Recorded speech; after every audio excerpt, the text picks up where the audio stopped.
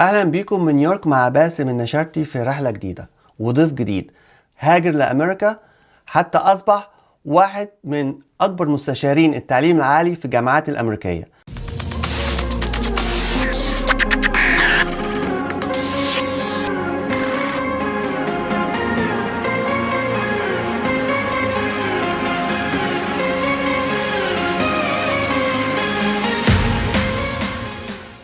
الدكتور عزمي، برحب بحضرتك معانا ضيف القناة. اهلا وسهلا يا فندم، تشرفنا بيه. الشرف لنا يا فندم. حضرتك ذكرت ليا درست في مصر، واجهتك مشاكل، والمشاكل دي كانت الحمد لله نعمة لحضرتك لأن وصلتك للمركز العالمي اللي حضرتك موجود فيه. تحب حضرتك تكلمنا عن مشاكل التعليم اللي واجهتك في مصر؟ احنا نحب نتكلم على خير مصر مش مشاكل مصر، انما انا هقولها بس يعني للذكر وكده. هو احنا عندنا مشكلة كبيرة جدا في التعليم في مصر، اللي هو الأستاذ. أساسا الأستاذ والبرامج اللي ما اتحركتش من 40 سنة زي ما هي. الأستاذ، احنا عندنا السن اللي زيي وزمايلي واللي أقل مني وعكس على الصغيرين.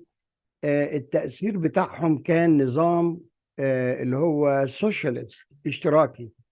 وكانت النتيجة طبعا لما يبقى حاجة زي كده فبيحصل ايه؟ بيحصل ان المنتاليتي بتتقلب خالص سوشيالست. المشكلة ان الأستاذ عندنا في مصر مش معتبر نفسه ان هو موظف. هو فعلا موظف، احنا موظفين كلنا، مصر ولا في اي حتة في الدنيا. احنا بناخد مرتب. المرتب ده جاي من فلوس الطلبة اللي بيدفعوها التويشن، المصروفات، علشان الطالب محتاج مني معلومات لازم اوصلها له. كلاس A تحفة. الأساتذة عندنا يقول لك لا، أنا هدية ربنا على الأرض، أنا ما حصلتش، أنا ما حدش يعرف يتكلم معايا، إحنا أبراج عاجية. كل الكلام ده مش مظبوط. فده وعكس عليا يعني سلبيا. احنا في مصر كان النظام قبل كده ما كانش الدرجه تراكميه، يعني مش اولى وثانيه وثالثه ورابعه. انا خريج فنون تطبيقيه قسم ديكور، وكان مفروض ان 5 سنين، في السنه الخامسه بنعمل مشروع العماره والتصميم اللي هو الديكور. ده لوحده 220 درجه، والتوتال من 280 درجه. فانا بصراحه يعني حابب الشغل، حابب العمليه، فرحت رايح اسكتلندا ودرست المباني سابقه التجهيز اللي مصر ما كانتش لسه سمعت عليها. وجيت اخترت المنطقه اللي دلوقتي بيسموها ابراج عثمان اللي في طريق المعادي، والحمد لله هم عملوها. وعملتها تصميم لمنطقه كامله سكنيه وترفيهيه ومدارس وكل حاجه. ف وكتبت البحث. احنا بنكتب زي ما تقول حاجه كده، يعني بحث نقدمه والدكتور يوافق عليه. فالدكتور من غير ذكر اسامي، اللي هو كان دكتور الاستاذ العماره، وده واحد من الاساتذه الكبار جدا في مصر بالمناسبه، كتب لي المشروع يحتاج الى دراسه وتركيز، راجع الدكتور فلان. فروح قال لي يا ابني ده كبير قوي عليك، انا عندي فيلل بعملهم، خد لك فيلا منهم واعملها. وقلت ماشي. انما فوجئت انه مدي الفيلا دي ل 11 واحد. ففي الكومبيتيشن ما بتبقاش حلوه. وبعدين بقى انا مستواك ان انت مش عارف تعمل حاجه فبتاخد مع الناس. فقلت له لا. فقلت له لا، انا هعمل حضرتك مش مقتنع بكده. رحت رايح للعميد. فالعميد قال لي كلمه حكمه. قال لي يا ابني اذا كانوا هم مش هيعرفوا ازاي يصلحوا المشروع بتاع المباني سابق التجهيز، ده موضوع لسه ما نزلش مصر. قلت له ده انا سافرت اسكتلندا وادي الكتالوجات ودرست في الشركات وعملت، كان في الاجازه الصيفيه. فرحت واخد نادي الشمس وقلت له هعمل تطوير ومودرن، هقلبه كله على وضعه الحالي، استخدام الجبس والخشب، فرعوني واسلامي.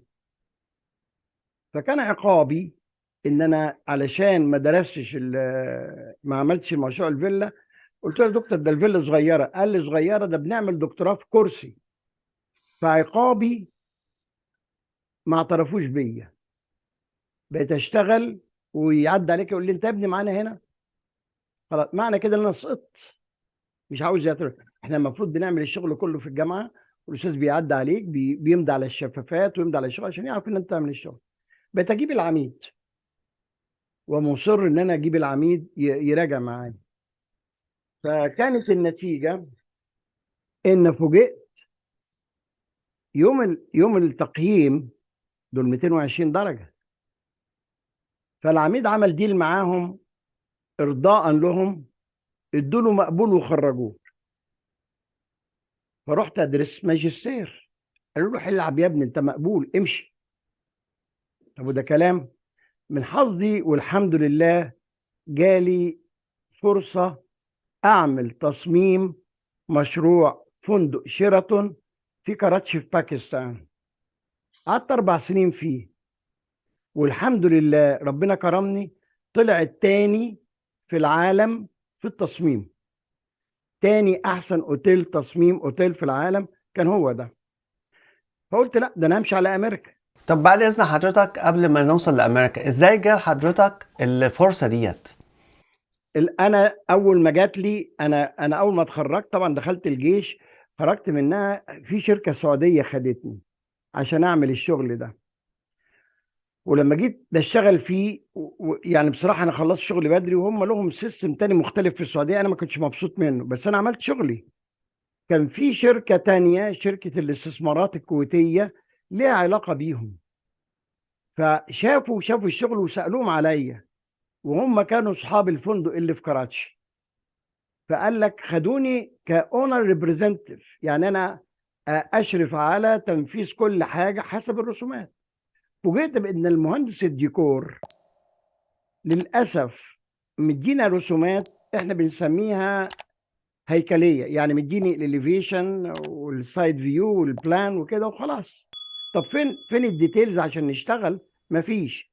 لما قالوا له ادينا الديتيلز، الكلام ده في سنه 79، قال لهم عايز $100,000، يعني دلوقتي يعتبروا $100 مليون.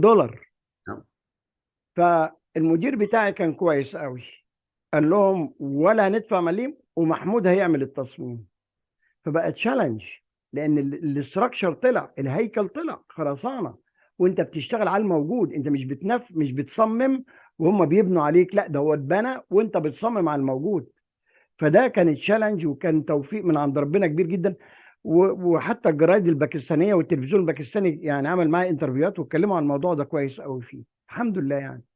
احب اعرف طيب برضو حضرتك وصلت ازاي للسعوديه او الكويت، عشان برضو الشباب اللي بيتفرج علينا والناس تاخد فكره ازاي اقول لي الاصرار والعزيمه. سعادتك، موضوع السعوديه اللي وصلت له بصراحه كان اسمي. انا كنت بشتغل في السوق من قبل ما اتخرج، يعني الحمد لله خالي مهندس معماري وانا كنت في السوق ومعروف، والكلاينتس كتيره. ففي واحده من اللي عملت لها شغل كبير، فيلتها كبيره، تعرف السعودي صاحب ال الاوتيل ده. فجاي مصر بيدور على مهندس ديكور. قالت له تعالى ده ما يتسابش، باللفظ كده، وانا انبسطت جدا. قلت له ده ما يتسابش. فالراجل حتى كتر الف خيره، اول ما جه يمضي معايا عقد قلت له طب مش نفتح؟ قال لي ديتيلز ايه؟ الشنطه ايه؟ خد اللي يعجبك ومش هحاسبك عليه كمان، بس انا عايزك تيجي معايا. فقلت له الحمد لله، يلا طلعنا وربنا كان. فوانا هناك كان الشركه الكويتيه دي شركه الحكومه، شركه الاستثمار، كويت انفستمنت بيرو وكده يعني. فهم يعرفوه كويس قوي، وفي علاقات بينهم وبين بعض. فكانوا بيجوا وشافوا الشغل. فانبهروا ان انا خلصت ولميت الشغل قبل ما زمايلي لسه. وانا قاعد بقى خلاص قلت له انا همشي.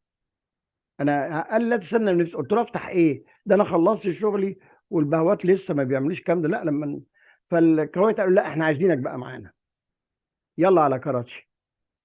يعني احنا ندي امل للشباب في مصر ان رغم الظروف، ممكن يكون عندك ظروف صعبه وكده، بس انت اسعى واجتهد واعمل اللي عليك، وبعد كده ربنا بيسهل من عنده بقى. شوف سعادتك، الكلمه اللي انت قلتها دي اللي أنا دايما بقولها، يصعب عليا قوي قوي قوي ان الشباب قاعد يقول لك اصل ما فيش شغل. انا مره عملت تيست في الفصل عندي مرتين، فسالت قلت لهم كان بنناقش مشكله البطاله. انا بتاع هنا في الديكور. امريكا ولا في لا، في مصر؟ مصر.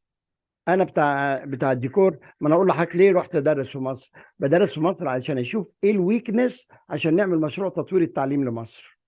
ده حاليا يعني بعد ما حضرتك ما سبت لا، ده هاجرت قريب. امريكا واشتغلت في امريكا فبتنزل بعدها مصر. رجعت درست في نوضح مصر. للساده المشاهدين اه بس. يا فندم، انا اسف.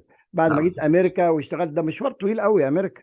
اكيد. بعد ما انا تقريبا ابتديت اشتغل في الاستشارات، رجعت مصر وابتديت ادخل اشتغل اشتغلت في الاداره، اداره الجامعات، واشتغلت في التدريس علشان اشوف واحس ايه المشكله، فين المشاكل. ما هو في مشاكل، ايه هي؟ فلازم اعرفها عن كده. ف والمناسبة أنا نزلوني على الإعلام بباراشوت، أنا مش بتاع إعلام، أنا بدرس إعلام دلوقتي. كان الله يرحمه ويبارك له، الجنة له إن شاء الله، صفوت بيه الشريف. كنت أنا في مقابلة هنا، كان سيادة الرئيس مبارك في 98 وفي 99. أنا دعيت عشان أقابل الرئيس مبارك، كانوا جابوا 6 من الجالية قبلي. فصفوت بيه شافني في 98. في 99 قال لي لما شافني تاني، قال لي انا عايزك لما تنزل مصر عايز اقابلك. قلت له حاضر. نزلت، قال لي بص، انا عايز اعمل حاجه لاولاد الاعلاميين. ولاد الاعلاميين الوحيدين اللي ما لهمش حاجه في البلد دي، فعايزين نعمل جامعه للولاد الاعلاميين، تيبيكال ايدنتيكال امريكان ستايل.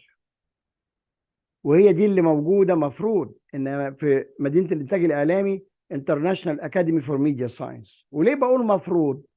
لان طبعا عشان حضرتك تعمل جامعه امريكي، مش هتدرسها بالعربي، فالتدريس باللغه الانجليزيه. فللاسف انا المستشار بتاعهم، انا بعمل الشغل، ومفروض اقعد كل سمستر اعمل ريفيو للي بيحصل، اقول لهم يا جماعه ده غلط. لان مش هظلم المصريين، كانوا بيشتغلوا على الكريدت اور سيستم. الكريدت اور سيستم ده نظام امريكاني، واحنا كمصريين بنشتغل بالنظام الانجليزي. فده كان، وانا قلت لهم ده بالعكس، ده انتوا لما تعرفوا ده يبقى عارفين تو سيستم، يبقى كويس قوي. فللاسف انا المفروض بعمل لهم الريفيو بعد اول سمستر، لقوني كتبت المفروض ده غلط وده غلط ونصلحه. المصريين ما اعرفش ليه حساسين، قالوا لي يا دكتور متشكرين، مش عايزين اي تقارير منك، خلاص على كده. خلاص ارجع بلدي، انا لا مؤاخذه يعني، ارجع بلدي التانية، ارجع امريكا. فصفوت بيه قال لا، ده يقعد، عايزينه يقعد لحد ما نخرج دفعه على الاقل. المهم، جت المشكله ايه بقى؟ ان هم ما بيعرفوش انجليزي، لا العميده كانت عارفه انجليزي ولا الوكيل عارف انجليزي، وجايبين اصحابهم اللي بيدرسوا بالعربي، فطبعا ده مخالف. فكان في كام استاذ قليلين قوي قوي قوي، 3 او 4 بيدرسوا بالانجلش، وانا جابوني قالوا لي تعالى درس.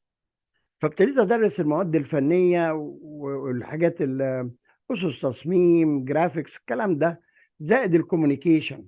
لان الكوميونيكيشن ده ارت. للاسف دولتنا متجاهله تدريسه. يعني حاجه، انت قول لي مين فينا ما عندوش كوميونيكيشن مع حد تاني؟ ده انت بتصحى الصبحيه بتعمل كوميونيكيشن مع نفسك، بتقول انا عايز البس وعايز اكل وعايز اللي انت بتعمله. فللاسف فده اللي كنت بدرسه. دلوقتي الحمد لله بدرس 17 ماده اعلام. طيب يا دكتور، بعد حضرتك ما وصلت لأمريكا تحكي لنا عن رحلتك في الدراسة، وهل واجهت عنصرية في خلال وجودك ودراستك؟ هو حضرتك انا طبعا لما خلصت كراتشي قلت ارجع مصر، وكان بيتعمل جزيره شيراتون، كان بيتعمل ساعتها، وكانت شركه مصر ايران، بنك مصر ايران هو اللي كان مالك للاوتيل. فشيراتون نفسهم الهيد كوارتر في امريكا، هم اللي عملوا ريكومنديشن ان شركه مصر ايران تاخدني اعمل التصميم بتاع الشيراتون الجزيرة. فعملت انترفيو، انا غلطت غلط ان قلت دي بلدي وعيب وما نتكلمش في مرتب وانزل بمرتب قوي، فده ما عجبهمش. لا، راحوا جابوا واحد انجليزي عشان طبعا وش احمر ومرتب عالي جدا جدا جدا. قلت ما جراش حاجه، انا اللي غلطان. انا بصراحه ماليش مصر ولا شغل مصر، الناس كده مريحه ولا. طيب اذا كنت انا طالع التاني في العالم في التصميم، هقعد في مصر اعمل ايه؟ شيل حالي واطلع على امريكا.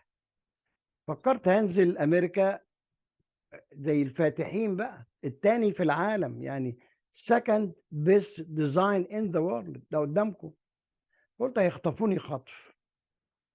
شوف حضرتك، الناس بتقول ما فيش عنصرية، لا في عنصرية، بس مش عنصرية القانون، عنصرية الأفراد. ومش عنصرية بمعنى كده، معناها إيه؟ كل واحد بيهتم بالجالية بتاعته. الطلياني يحب يشغل الطلياني، ملوش دخل بالباقيين، والايرلندي شرح، واليوناني شرح، وهكذا. العرب لا، العرب يرفضوا يساعدوا بعض ويشغلوا بعض. فبقى انت معمول لك عنصري. انا مره اتسالت سؤال، كان بعمل انا كنت ببعت، اولا عشان الناس تعرف، انا كنت ببعت تقريبا 30 ل 40 سي في كل اسبوع على الاعلانات اللي نازله كل اسبوع، وما جاليش الشغل اللي بعدها ب6 شهور. مره عملت انترفيو اوفر ذا فون، فالراجل قعد يسالني وبعدين قال لي do you have a problem to work with Israeli؟ قلت له no. قال لي but we have a problem to work with Arab. بام، راح رجع السماعه. ده حاجه. مره تانية على العنصريه برضو، كان في مشروع معمول في الايلاند، وكانوا محتاجين واحد بس يكون fluent فرنش. فطبعا ما قدمتش. تاني اسبوع نفس القصه، ما قدمتش. تالت اسبوع شالوا كلمه فرنش. ده الكلام ده كان يوم الاحد. بس بقى ما تبعتش، بيقول لك اتصل بمسز سميث. مس سميث ده اسم كودي علشان لما تتكلم يعرفوا ان انت عشان الشغلانه دي. فكلمت. طبعا I have an accent definitely like everyone else. What happened؟ قلت لها انا بتكلم عشان مس سميث وكده، كان speak to مس سميث. قالت لي اوكي just 1 minute. راحت رجعت قالت لي job is filled. قلت لها فيلد يعني ايه؟ ده امبارح لسه حاطين الاعلان ولسه الناس هتجيلكم، يعني ايه فيلد؟ فواحده زميلتي امريكانيه قالت لي بقول لك ايه، اديني السي في بتاعتك. وراحت متكلمه هي على اساس ان هي انا، يعني واحده يعني بتقرا ان ده مؤهلاتها. You believe it or not, she got an interview. They asked her to come over for interview. بس هي ما عندهاش اكشن واللي.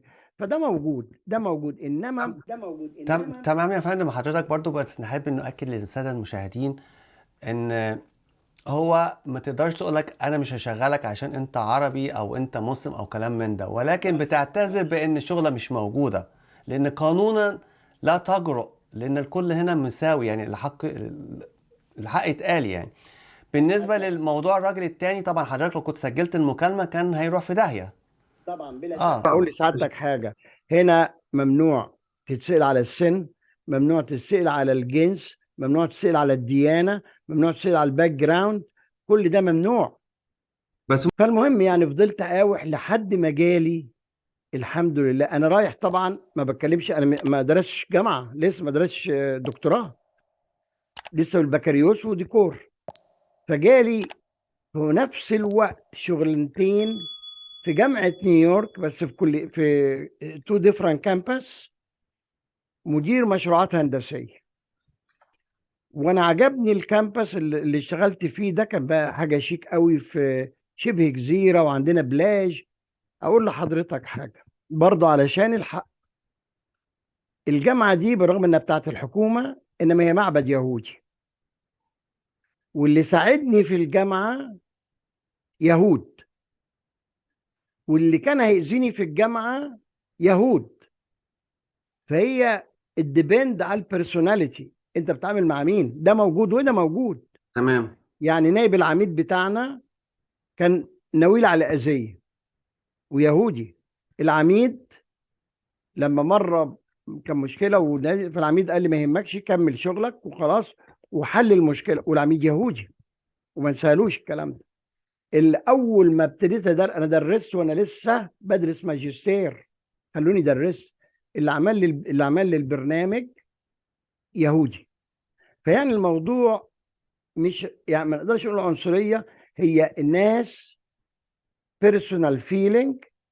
وبعد اولا ثانيا كل واحد بيهتم بالجاليه بتاعته، وده مش عيب، مش عيب. انما قانونا، انا مثلا كنت بشتغل في كليه الهندسه.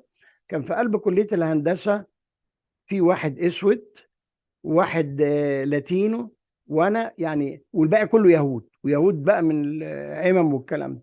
احنا بندي امل يا فندم للناس اللي جايه، لو واجهت حاجه زي كده تعرف ان ده مش القاعده الاساسيه، وده ابدا حاجه وكيب جوين زي ما حضرتك ابدا ابدا ابدا ابدا. ده انا بالعكس، العميده بتاعتنا كانت يهوديه، ويهوديه مرات رباي، يعني واحد من الاسس الكبار. مم. كانت تقول لي يا محمود اختار جدولك وزمايلك يكملوا وراك وهم يهود. فلا، هي مش، هي الديبند اون يو، انت كمان بتتصرف ازاي واللي قدامك بيتصرف ازاي. حضرتك يعني قلت نقطة مهمة جدا، ودي أنا لاحظتها من خبرتي في هنا في أمريكا أكتر من 30 سنة. إن فعلا الناس بتيجي ب very bad attitude. هو جاي حاطط في دماغه لا إما هو أفضل منهم أو أحسن منهم، أو حاطط في دماغه إن الناس دي بتكرهه وإن هو مضطهد وكل الناس ضده. فطبعا بنأكد على النقطة دي، لأن الناس لما تيجي لأمريكا تتجاوب مع تكون عندها حسن النية، تشتغل هارد، do your best، وإن شاء الله ربنا هيوفقك. طيب حضرتك دلوقتي هندسة وشغال في الهندسة وبدأت في التدريس، وصلت مستشار التعليم العالي في الجامعات الأمريكية. اقول لحضرتك انا لما كنت في الجامعه، فانا اشتغلت مدير مشروعات هندسيه. انما بصيت لقيت زي المستشفى، الدكاتره هم كل حاجه والباقي كله بيخدموا عليهم. برضو الجامعه، اساتذه الجامعه كل حاجه والباقي كله بيخدم عليهم. قلت لهم مين الكلام ده؟ مين اللي قال الكلام ده؟ لا انا هبقى استاذ انا كمان. درست في اول سنه، وصلت درست وابتديت ادخل بقى ادرس الماجستير واركز فيه ومشيت. فالحمد لله ابتديت ادرس من بعد اول سنه على طول، ابتديت ادرس وانا لسه بدرس.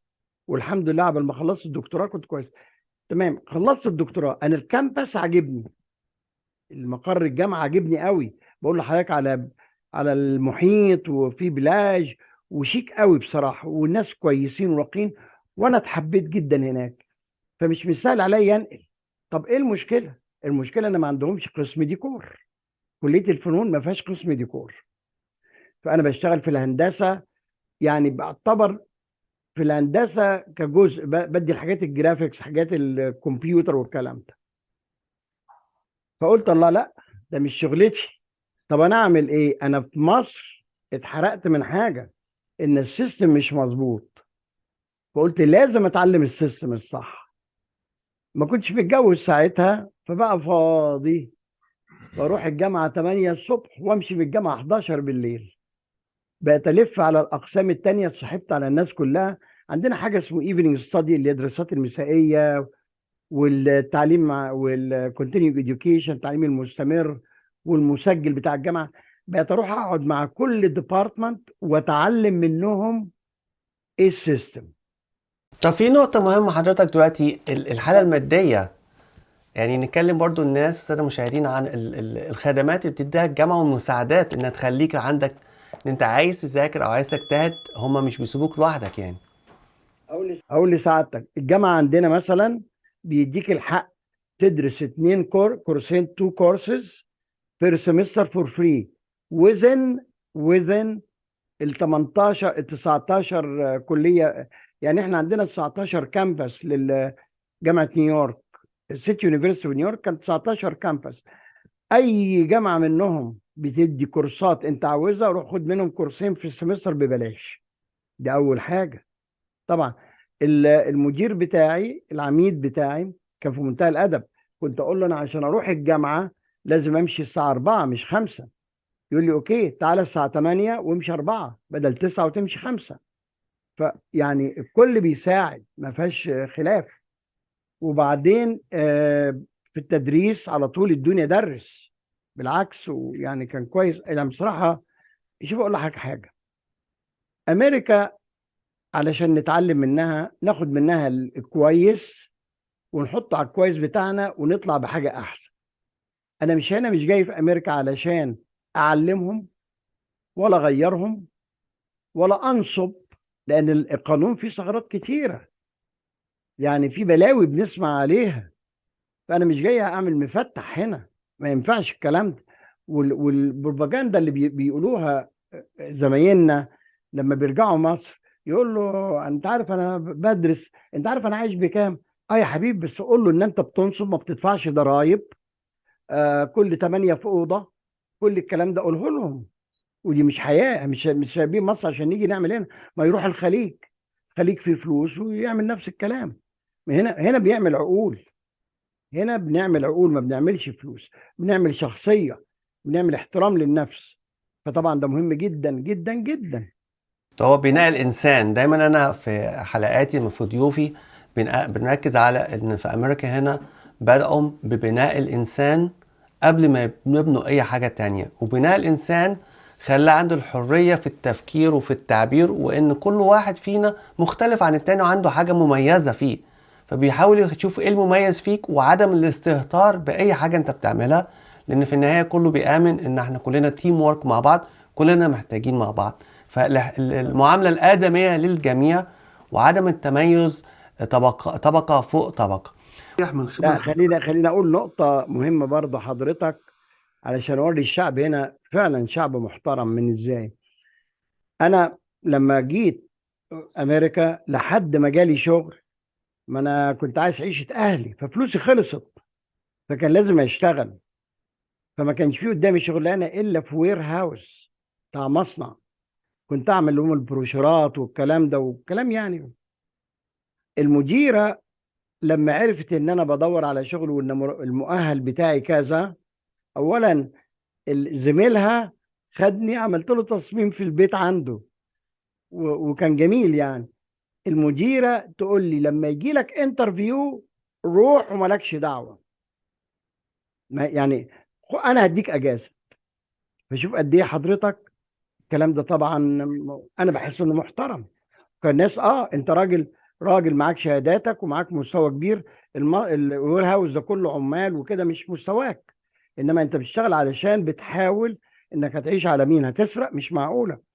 فانا فعلا اشتغلت دوت. اتفضل حضرتك، كان عندك بقى السؤال بتاعك، انا اسف.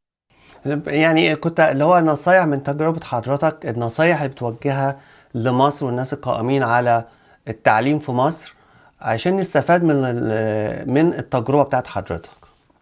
اقول لسعادتك حاجه، احنا فينا كتير جدا هنا جدا ناجحين في مجال التعليم، اكاديميين ناجحين جدا يعني.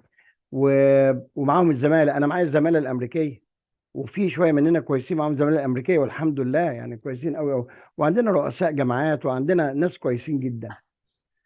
المشكله في مصر مش عاوز يسمع لك، مش عاوز. احنا هنعملها متطوعين، محدش فينا رايح يقول ادوني فلوس، رايحين نقول بنرد الجميل، بنرد جميل مصر، لان كله يعكس علينا. فانا عن تجربتي رحت كذا مره وحاولنا نعمل تطوير تعليم. للاسف للاسف بيحاربوك محاربه وحشه جدا جدا جدا. اخيرا عملنا مشروع تطوير التعليم، والغريبه ان بننفذه في بلاد تانية دلوقتي. وزير التعليم العالي السابق اللي عندنا اللي قبل ده على طول ولا كان على باله. انا يا استاذي الفاضل جبت لمصر منحه كامله قبل الكوفيد ما يبتدي، منحه كامله لانشاء التعليم عن البعد، الديستانس ليرنينج، اللي احنا اضطرينا نستخدمه في الكوفيد. ثقافة. اه فانا حضرتك جبتها مجانا كلها، ويدربوا الاساتذه ويعملوا الانفراستراكشر وكل حاجه. عملت ايه الدوله؟ زيرو، ولا خدوه. احنا من هنا بنبلغ رسالتك للناس كلها اللي موجودة، وبنحث الناس السادة المسؤولين ان يهتموا بالموضوع ده. وطبعا الموضوع ده المفروض تهتم اكتر ناس تهتم بيه هو مجلس الشعب، اللي هو بيحدد سياسات وقرارات ومستقبل البلاد، وعندهم لجان متخصصة في التعليم. فدي رسالة بنأكدها لهم تاني، إن شاء الله يسمعوها وتكون فتحة أمل وخير على مصر والمصريين جميعا. في النهاية بشكر حضرتك للمرة مليون، ألف ألف شكر، كان لقاء مفيد ومثمر. نتمنى أن السادة المشاهدين يستفادوا منها، والسادة المسؤولين في كل مكان يستفادوا بالخبرات واقعية وتحققت. شكرا يا فندم، ونتمنى لحضرتك مزيد من النجاح والتقدم، وأشكر السادة شكرا يا المشاهدين. فندم، شكرا يا فندم، عجز عن شكر حضرتك والاستاذ احمد محارم. ويا ريت تتبنوا الفكره اللي كانت معموله زمان، وهي دعوه المقيمين في الخارج للمؤتمر السنوي اللي بيحضره الوزراء. كنا دايما بنتقابل في جامعه القاهره، وبيبقى فيه بيتناقشوا وكل واحد بيتكلم بصراحه، وكل وزير بيجي والجهات الاداريه والجهات السياديه بتيجي وبتسجل الكلام كله، وكل واحد بيتكلم. يا ريت تتبنوها دي. خلاص إن شاء الله، إن شاء الله. شكرا يا فندم، وبشكر السادة المشاهدين على حسن الاستماع، وإلى أن نلتقي في حلقة جديدة. لكم مني سلام.